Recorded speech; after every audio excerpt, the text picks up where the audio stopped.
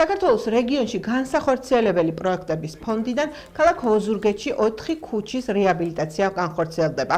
აღნიშნული შესახებ დღეს საკრებულოზე იმსჯელეს.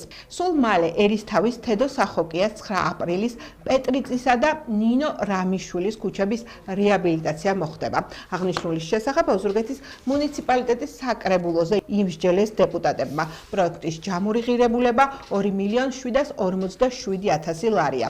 ხსენებული ქუჩების რეაბილიტაცია მომდევნო წლის ნოემბერში დაიწყება და 2027 წელს დასრულდება.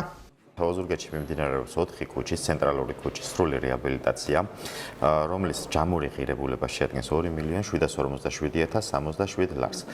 4-ვე ქუჩაზე მოეწყობა ორსაფარიანი ასფალტბეტონის საფარი.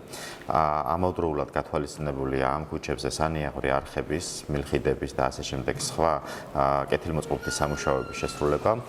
აღნიშნული პროექტი ფინანსდება რეგიონალური განვითარების ფონდით. მიმდინარე წელს დაიწყება სამშენებლო სამუშაოები, დასრულების პერიოდია 2027 წლის განმავლობაში დასრულდება სრულად ეს პროექტი.